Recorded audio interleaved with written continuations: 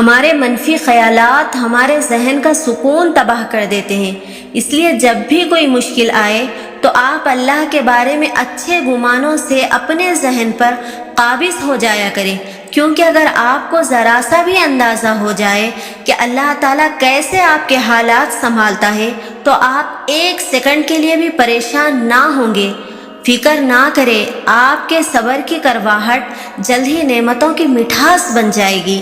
اور جب ہمارے نامہ اعمال میں اتنی نیکیاں نہیں ہوتی جو ہمیں جنتیوں کے لیول کے قریب لے جا سکیں تو اللہ تعالیٰ ہم پر اپنا خاص کرم فرماتا ہے۔ پتہ ہے وہ کرم کیسا ہوتا ہے؟ وہ کرم آزمائش کی شکل میں ہوتا ہے۔ اللہ ہمیں آزمائش میں مبتلا کر دیتا ہے تاکہ اس آزمائش کے اجر سے اس کا بندہ جنتیوں کے لیول کے قریب آ جائے۔ اس لیے آزمائش کو سزا نہ سمجھا کریں بلکہ نعمت سمجھا کریں اور خوش ہوا کریں کہ اس نعمت کے لیے اللہ نے آپ کو چنا ہے۔ اس سے بڑی فخر کی بات اور کیا ہو سکتی ہے کہ آپ کا رب آپ کو اپنی جنت کے قابل سمجھے اور اس مقام کو حاصل کرنے میں آپ کی مدد کرے۔ اور اللہ کے سوا کوئی بھی ہمارے زخم نہیں بھر سکتا اور اللہ کے سوا کوئی بھی ہماری مشکل حل نہیں کر سکتا اور اللہ کے سوا کوئی بھی ہمارا دل نہیں بدل سکتا۔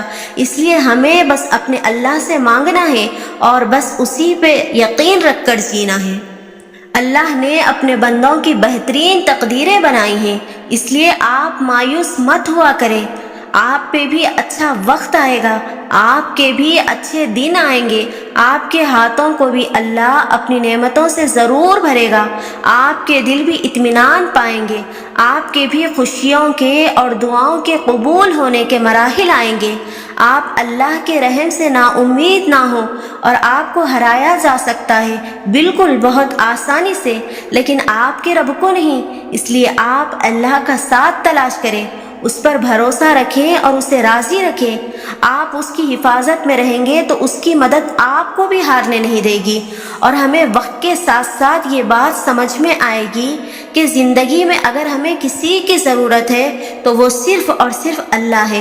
اگر ہم نے اللہ کو پا لیا تو باقی سب کچھ بھاگ کر ہمارے پیچھے خود بخود آئے گا۔ بس ایک یہ تعلق جو بندے کا اس کے رب سے ہے وہ ٹھیک ہونا چاہیے، باقی سب اپنے آپ ٹھیک ہو جاتا ہے۔ اکثر جب ہم اپنے آس پاس ایسے لوگوں کو دیکھتے ہیں جو بے ایمانی کے ذریعے وہ چیزیں حاصل کر لیتے ہیں جو ہم ساری عمر ایمانداری کر کے بھی حاصل نہیں کر پاتے، تو ہم فوراً سوچنے لگتے ہیں کہ یہ لوگ کتنے صحیح ہیں، ہمیں دیکھو کیا ملا ایمانداری سے۔ تو یاد رکھو، بے ایمانی سے صرف دنیا حاصل کی جا سکتی ہے، آخرت نہیں۔ اور آپ پوچھتے ہیں کہ آپ کو ایمانداری سے کیا ملا؟ تو سنو، آپ کو اللہ کا ساتھ ملا جو دنیا اور آخرت دونوں کے لیے ہے، اور یہ ساتھ ہر اس چیز سے بڑا ہے جو لوگوں نے بے ایمانی کر کے حاصل کی۔ اور جب انسان اللہ کے رنگ میں رنگ جاتا ہے تو پھر اس انسان کا اپنا رنگ باقی نہیں رہتا، اس کی ہر خواہش، ہر آرزو، ہر دعا، ہر چاہت، ہر خواب اللہ کا تابع ہو جاتا ہے۔ اس کے لیے پہلا اور آخری حکم بس اس کے رب کا حکم ہوتا ہے، اور یہ رنگ ہر کسی کو نصیب نہیں ہوتا، یہ انہی کے بخت میں لکھا جاتا ہے جو اللہ کی راہ میں مر مٹتا ہے۔ اور اللہ سے بات کرنا بہت آسان ہے، خاص کر تب جب ہم ہرٹ ہوتے ہیں، کیونکہ تکلیف کے اظہار کے لیے الفاظ ڈھونڈنا بہت مشکل ہوتے ہیں، خاص کر وہ الفاظ جن کو سن کر سامنے والا ہمارے غم کی شدت کا اندازہ لگا سکے۔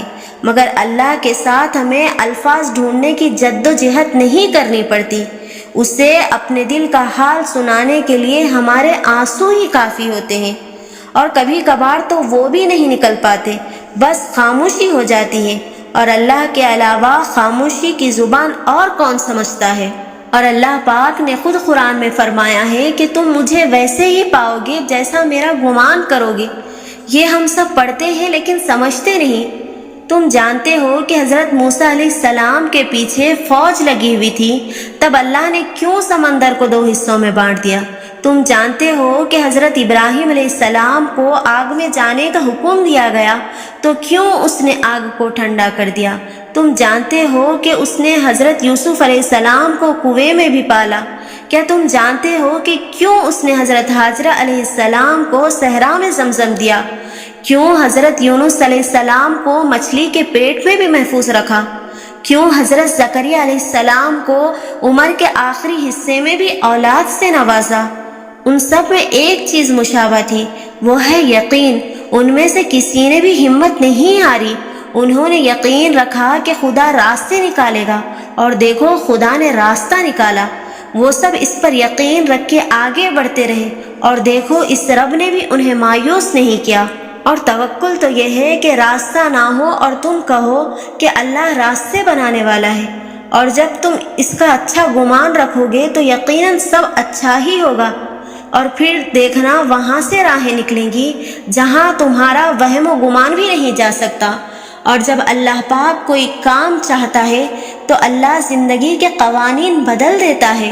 تاریخ گواہ ہے کہ وہ سمندر تھا جس نے ڈبویا نہیں، وہ آگ تھی جس نے جلایا نہیں، وہ پہاڑ تھا جس کی بلندی نے بچایا نہیں، وہ مچھلی تھی جو ہضم نہ کر سکی، وہ بچہ تھا جو بول پڑا، سوئے ہوئے لوگ 300 سال بعد اٹھ گئے، چاند کے ٹکڑے ہو گئے۔